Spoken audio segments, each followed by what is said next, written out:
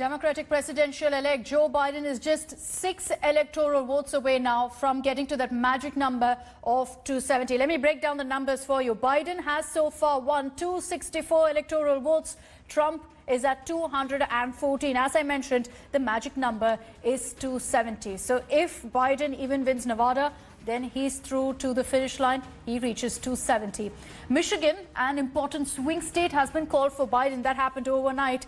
Biden also spoke soon after. While addressing supporters, he said that he believes now he will win. He's flipped Arizona, he's flipped Wisconsin, besides taking California, Washington and New York. So now it comes down to the swing states that hold the key to the Oval Office. As of now, the cliffhanger continues in Georgia, in Pennsylvania, in North Carolina, as well as in Nevada. As I mentioned, Nevada has 6 electoral votes and Biden is currently leading in that state. If he wins Nevada, then he gets to the White House. President Trump is currently leading in Pennsylvania, in North Carolina and Georgia. Trump has claimed victory, of course, continues to falsely claim that ballots counted after Election Day signals a violation.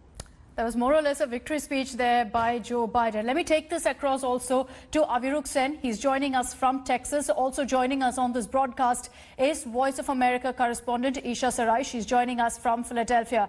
Aviruk, to you first. You know, here in India, we've woken up to a complete turnaround of events. In the last few hours, a lot of dramatic developments that have happened in America. As things stand now, everyone's talking about these 4 swing states. Do you see any possibility of Trump really clawing his way back in the race?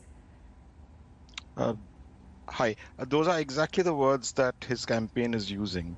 In fact, while some media outlets have called Arizona in his favor, the gap in that state seems to be narrowing slightly, which is giving that campaign some hope that it will retain Arizona and prevent Biden, at least for now, from reaching that 270 number.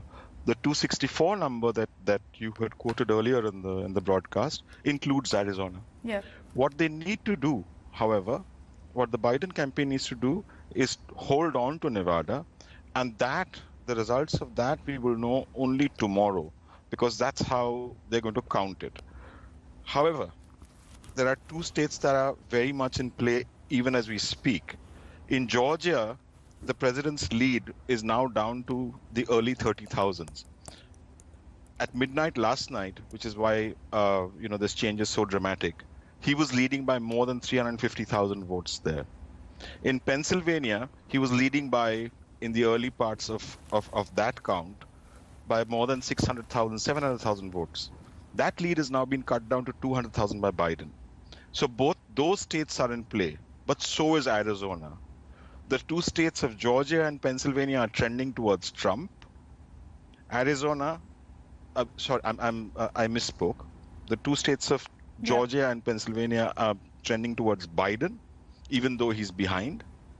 And Arizona initially seems to be trending towards Trump at the moment.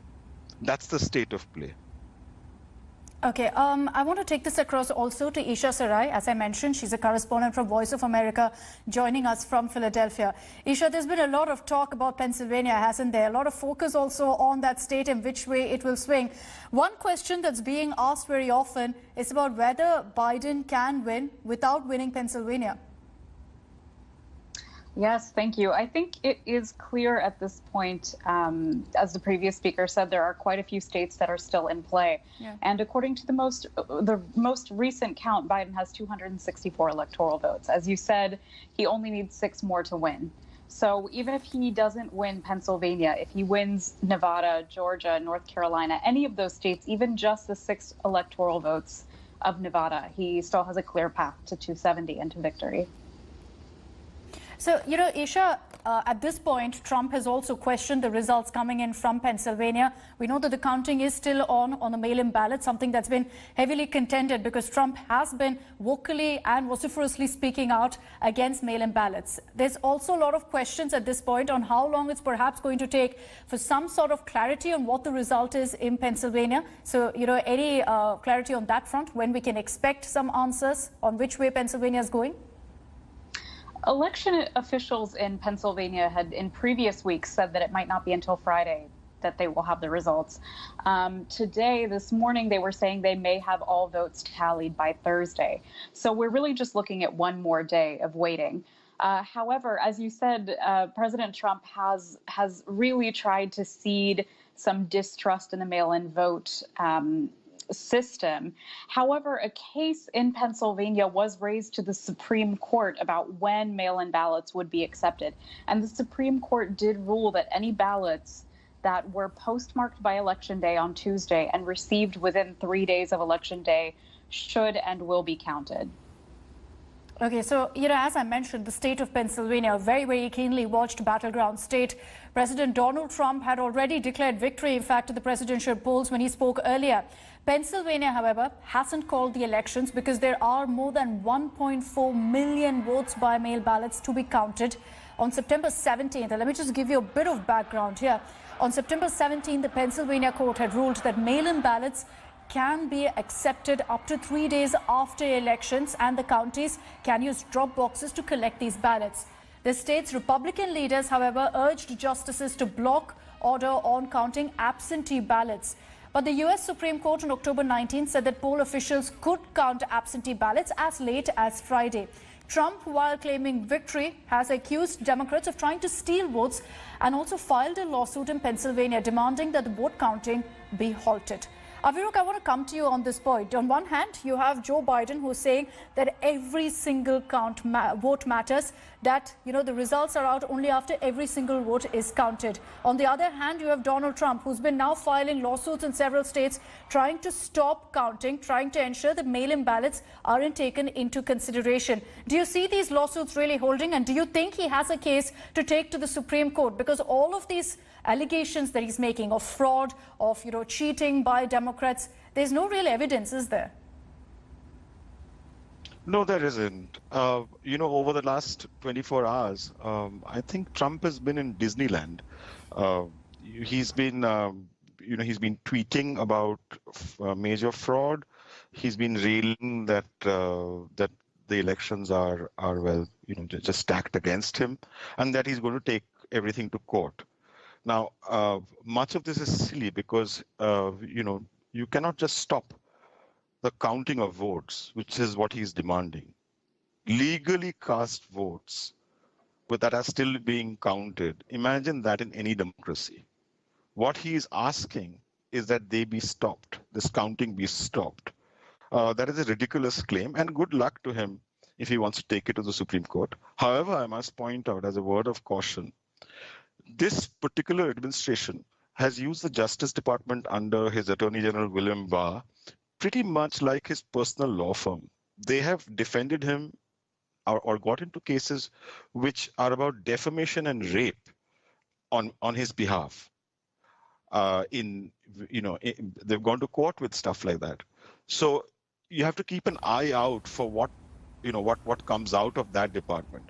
Now, just this evening, a little while ago, seeing the losing positions that he is in various parts of the country, or whatever is in play right now, two things happened. One is that he sent his lawyer, Rudy Giuliani, made famous recently by the Borat film, if you've seen it, and his son, Eric, to Philadelphia to spew some nonsense.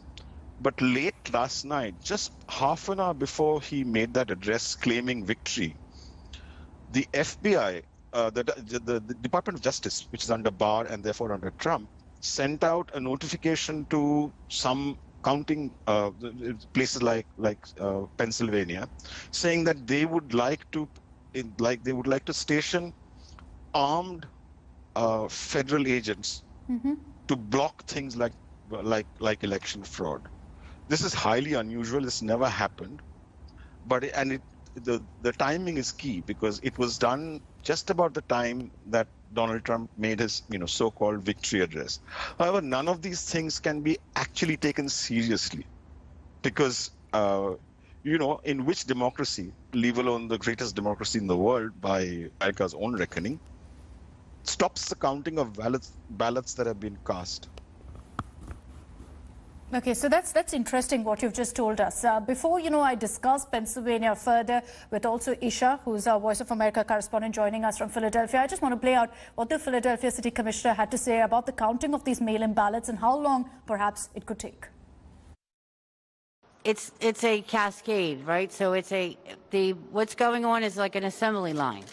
So first you have ballots that just came in, they're sealed, they get sorted and prepared to then move from the sorting. After they're sorted, they move to the extraction table where they get run through and sliced, and a secrecy envelope is extracted, and then they have to be extracted again to take the ballot contents out of the secrecy envelope. And then they have to be unfolded and backbended and prepared for scanning. It takes time. It takes time to open those many ballots. As everybody knows, that's why we knew that it was going to take longer. And everybody, we continue to do it, and we're continuing to do it. And at some point today, we'll come out and we'll give you some numbers. Hi everyone, Preeti Chaudhary here. Hope you like this video. For latest news and analysis, like and subscribe to the India Today YouTube channel. And don't forget to press the bell icon to stay updated. Thank you for watching.